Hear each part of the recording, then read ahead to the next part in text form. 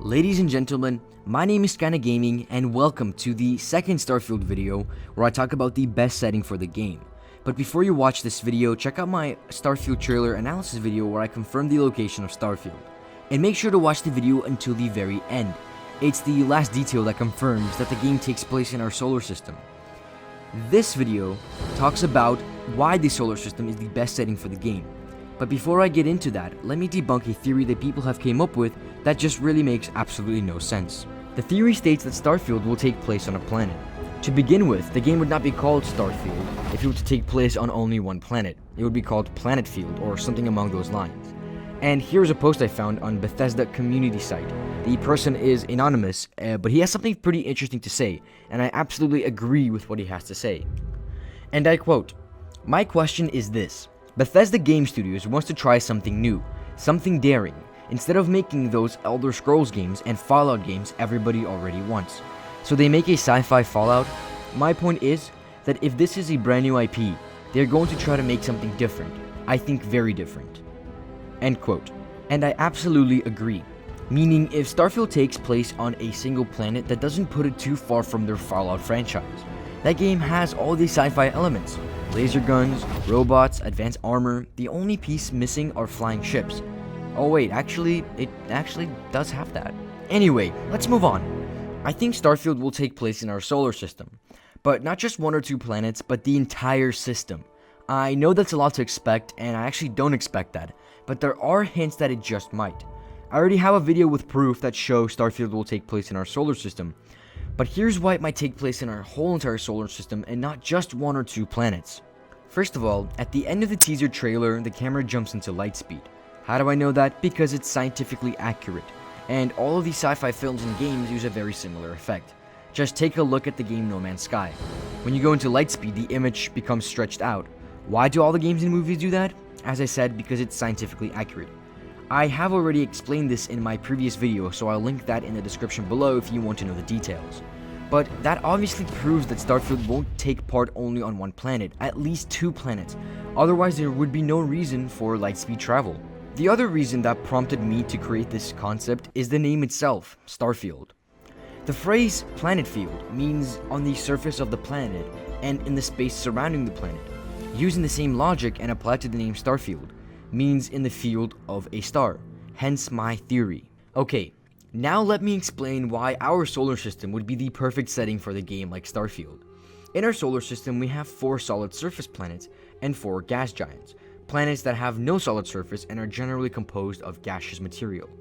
Each planet is actually extremely unique in terms of the terrain and locations it has to offer.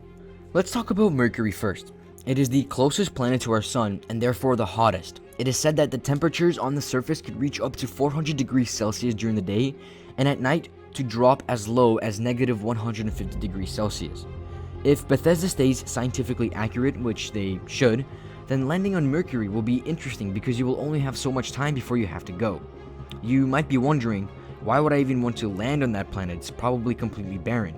And the answer to that could really be anything. It's whatever Bethesda decides to put on the planet. My guess is resources. They are abundant on that planet, and if you time it correctly, you can get extremely rich. The second planet is Venus. This planet has toxic gases that can kill an unprotected human. You might be asking yourself again, why would I ever want to land on this planet? This is where it gets interesting though. It's actually possible to implement cities on Venus. Keep in mind that we're talking about a game and all of this is in the future. But a YouTuber by the name of Vizo posted a video showing that by utilizing Venus's thin atmosphere and gases, you can actually make objects float. There's also a special material, and this so-called special material is hard to produce with our current technology, but StarFIeld will most likely take place in the future. So the technology will be good enough there to mass produce the element and make cities float. And you can spread those cities out across Venus's surface, and now you have cities that you can dock next to and enter, with their own atmosphere bubble and nature. And maybe the lower class could be living on the surface of Venus because they can't afford to live on the floating cities. And finally, we got to Earth. I have 2 concepts about Earth. One, Earth will become one giant city, kind of like Coruscant from Star Wars. But how would that work? I mean, Bethesda's known for handcrafting all of their games, but handcrafting a planet-sized city would take years if not decades. Well, I have a pretty interesting solution to that, and I'm sure somebody out there has already thought of this concept before, but I haven't seen it out there yet. My solution is handcrafting named locations and using procedural generation for the rest. It's a little bit hard to imagine, so let me give you an example. Let's say Bethesda is making the planet Coruscant from Star Wars. They would handcraft a Jedi temple and everything in a 1 kilometer radius around the temple, and everything outside that radius will be procedurally generated. That way, the planet will still have places that are memorable, but still will be filled to the brim with streets. And some people have a hard time memorizing the Skyrim map, which is only 38 kilometers squared. So having some of the planet procedurally generated won't be an issue, as most players won't even memorize the locations that are the same through all the playthroughs. This concept would put the planet-sized city into realistic time constraints.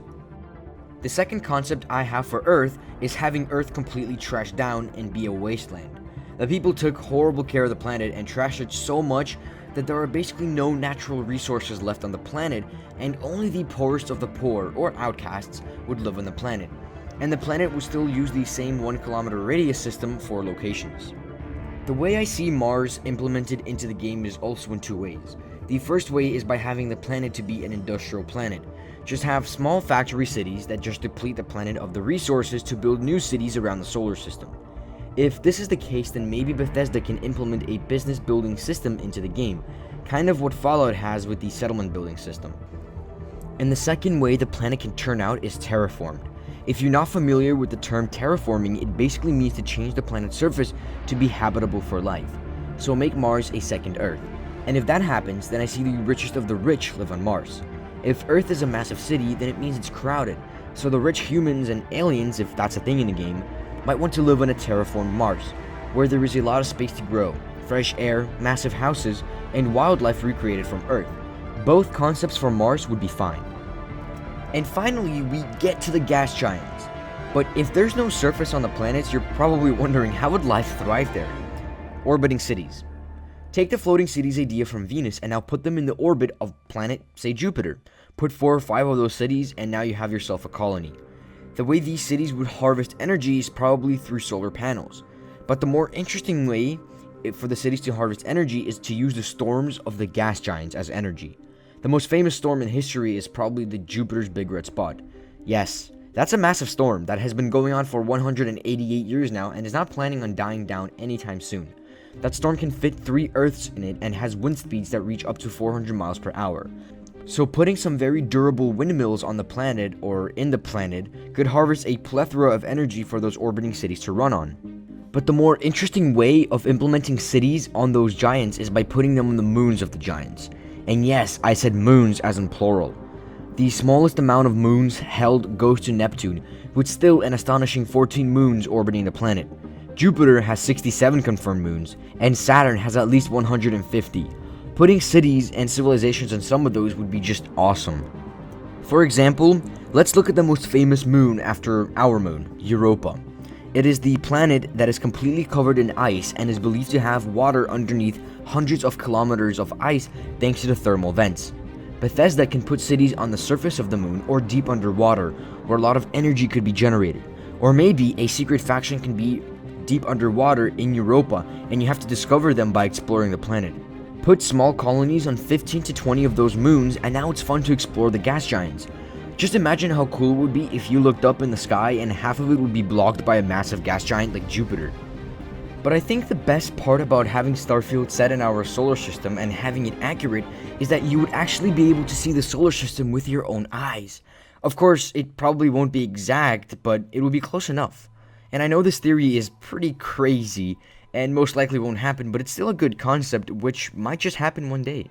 I guarantee that at some point in your life you wondered what would it be like to walk on Mars or fly next to the rings of Saturn. And at some point or another, StarFIeld will come out in VR. I mean, if Skyrim did, then StarFIeld will definitely, because VR technology is getting better by the day. With that said, if you enjoyed the video, then click the like button. If you want to see more, then subscribe and comment on what type of video I should do next.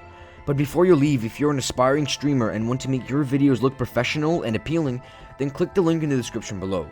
I show you how to make your streams look professional and appealing to the audience, and if you want to hang out with me more, then you should watch my Subnautica live streams.